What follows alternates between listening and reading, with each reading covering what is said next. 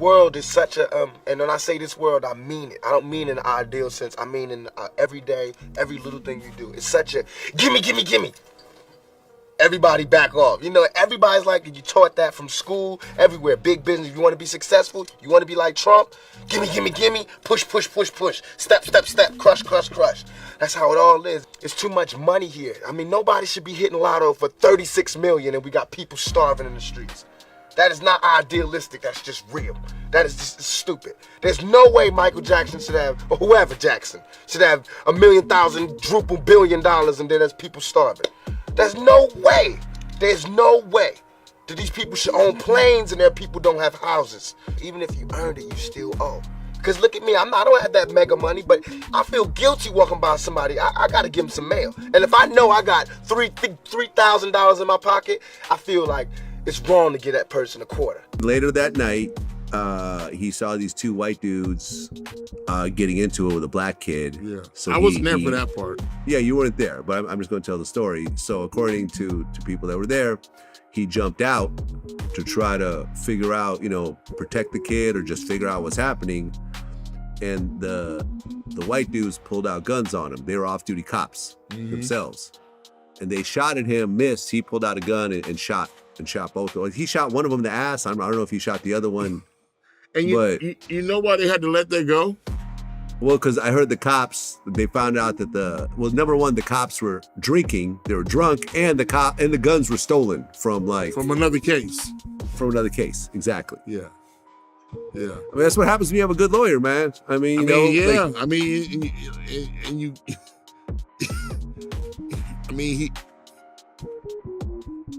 He traveled like, if it's gonna happen, it's gonna happen. So it ain't gonna be no accident. If I go out, I just go out. October 31st, 1993. Atlanta is dressed for Halloween, but not the kind that comes with candy and costumes. This is a different kind of night. One where shadows stretch long under hotel lights. One where music spills out of car windows. One where tempers flare faster than headlights can dim. And somewhere in the middle of it all is Tupac Shakur. By 1993, Tupac wasn't just a rapper. He was becoming something bigger, a voice of defiance, of rebellion, of protection. He spoke about injustice like he had lived every line. He carried himself like someone who believed it was his duty to stand between danger and the people around him. But on this night in downtown Atlanta, that belief would be tested. What happened in those chaotic minutes will follow him for the rest of his life. And depending on who you ask, it proved exactly who he really was. It starts simply. Two off-duty police officers, brothers, Mark and Scott Whitwell, civilian clothes, no uniforms, no badges visible. Earlier in the evening, they had been celebrating, drinking, a lot. Blood tests would later confirm that. They stepped into the street near a hotel entrance. A car nearly hits them. Not Tupac's car, not anyone connected to them, just a random driver. But what should have been a close call turns into confrontation. Words are exchanged, voices rise. The driver is black, the officers are white. Witnesses later described the scene as escalating fast. Then it turns physical in the middle of the street, near the hotel entrance, in front of everyone watching. The brothers began assaulting the driver, and then headlights approach. A separate caravan pulls up. Inside it, Tupac Shakur and his entourage. They weren't looking for trouble. They weren't connected to the dispute. They simply arrived at the wrong place at the wrong time. But Tupac sees something. A man being beaten in the street. No uniforms, no sirens, no marked police car. Just two men attacking someone. And in that moment, the decision is almost instinctive. He gets out, not cautiously, not quietly. He intervenes. Later, people would say this was classic Tupac, jumping into chaos without hesitation. Protector mode, revolutionary mode, The man who rapped about standing up for the oppressed, now standing in the street doing exactly that. But neither side knows who the other really is, and that misunderstanding is about to turn deadly. The shouting grows louder, the tension thickens, and then, according to reports, one of the Whitwell brothers pulls a gun. In the confusion, it isn't clear who's shouting what, but what is clear is that a firearm has entered the equation. Mark Whitwell reportedly smashes the butt of his pistol against Tupac's car window. Glass shatters, panic spikes. Everything is moving fast now. There are conflicting accounts about who fired first, but what's not disputed is this. Tupac pulls out a 9mm Glock. 3 shots ring out into the Atlanta night. 3. When it's over, Mark Whitwell has been hit in the abdomen. Some reports say leg. Scott Whitwell is struck in the buttocks. Silence falls over the street, and suddenly the realization creeps in. The men Tupac just shot are police officers. Yeah, I like to make it clear they did shoot me in the back, a long ways away. I got shot right here. Clayton County police officer Mark Whitwell showed Channel 2 the bullet wounds in his side received during the confrontation. They got out with guns. They were hollering and screaming, threatening my wife, threatening my brother and me. I pulled the gun to protect, hopefully to save our lives. The incident led to aggravated assault charges against rap star Tupac Shakur, who pleaded innocent today in Atlanta Municipal Court. In a surprise twist, Mark Whitwell was also there on the same charge after police say he too fired a shot. When he came around to the backside of the Mercedes was when he fired one time into the ground. Witness Edward Field says it was a white man who fired first, but he could not identify Whitwell. He did identify Shakur as the one who apparently fired back. Whitwell is also charged with giving police a false statement about where he got his gun that night. It came from his brother Scott, a Henry County police officer, who says the gun was seized during a Henry County drug investigation.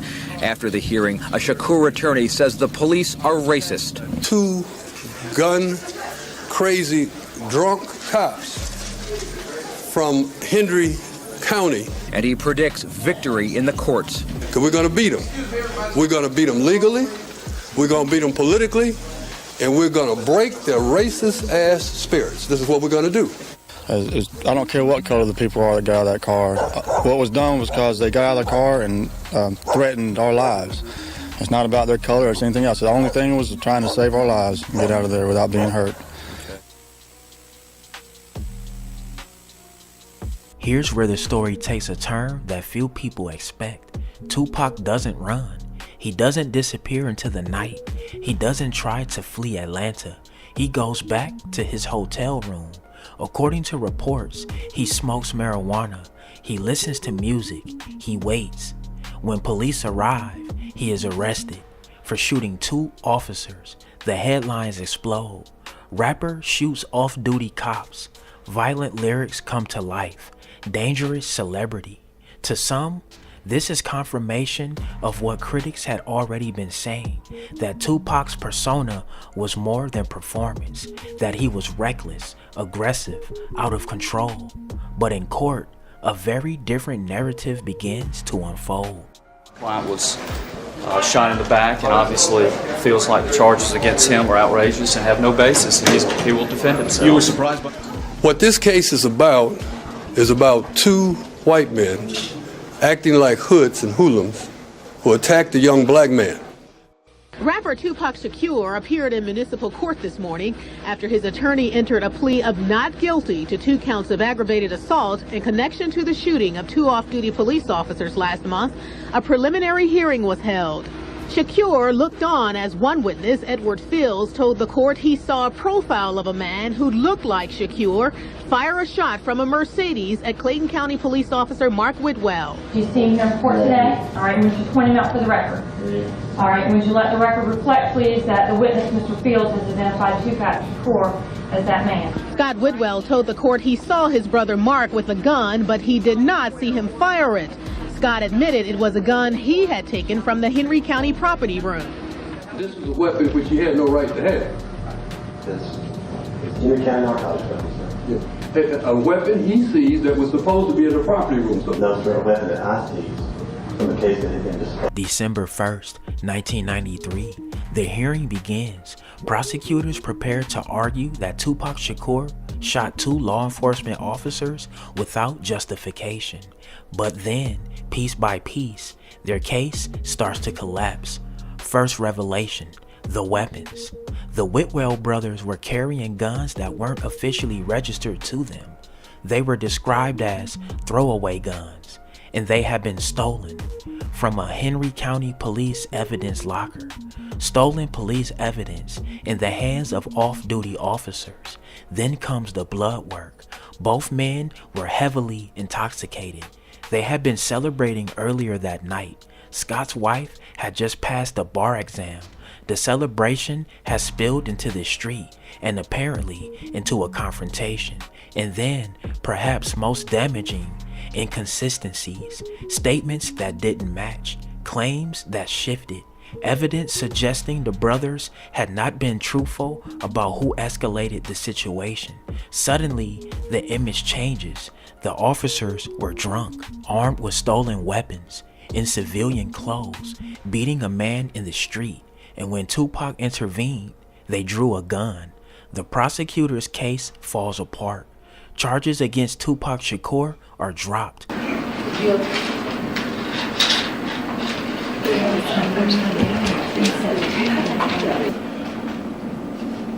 That's all. He's referred to Peter Buck.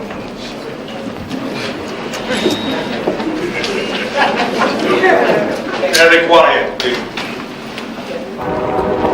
Would you talk to us? Mark Whitwell is later charged with making false official statements and resigns from the force. Atlanta police charged Clayton County officer Mark Whitwell with aggravated assault, reckless conduct, and making a false statement. They say Whitwell also fired a shot during a confrontation with rap star Tupac Shakur in October. Did he fire in the first car or the second car? It didn't look like he was firing either car. I think he was firing a warning shot or something. It didn't appear to be firing anybody. Witness Edward Field says the gunman was white, but in court today, he could not identify Whitwell as the shooter. Tupac Shakur is also charged with aggravated assault for allegedly shooting Mark Whitwell and his brother Scott. Scott Whitwell, a Henry County police officer, also off duty at the time, says he and his brother felt threatened that night. I made eye contact with one person on the right passenger side, front side of the vehicle. As he stepped out, he started towards me. I saw him extract a weapon from his jacket. To many in the public, especially Tupac supporters, this isn't just a legal victory, it's vindication. The revolutionary who rapped about corrupt systems had just faced one and walked out free. But victory doesn't ease controversy.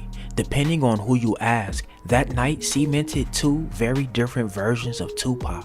To critics, he was still volatile, a magnet for chaos, a man who always seemed to be standing at the center of violence. To supporters, he was something else entirely. He saw a man being assaulted and stepped in. He didn't know they were officers. He didn't flee after the shooting. And when the truth came out, it supported his claim of self-defense. The story became legend. A rapper who shot 2 cops and beat the case.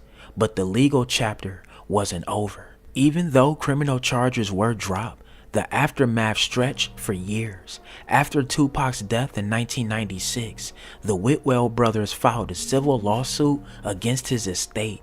They sought $2 million. The criminal courtroom had cleared him, but civil court is different. Standards shift. Technicalities matter. Mark's claim was reportedly settled privately. Scott's case moved forward. In 1998, a Georgia jury awarded Scott Whitwell $210,000, not because the shooting was ruled criminal, but because Tupac's estate failed to make certain court-ordered disclosures, a default judgment. It wasn't a dramatic courtroom showdown. It was paperwork, missteps, procedural consequences. Even in death, Tupac's life remained entangled in controversy. The 1993 Atlanta shooting isn't just a footnote in Tupac Shakur's biography. It's a defining moment. It forced the world to confront a question that still lingers decades later. Was Tupac reckless, or was he exactly who he said he was? A protector, a man who acted first when he saw injustice.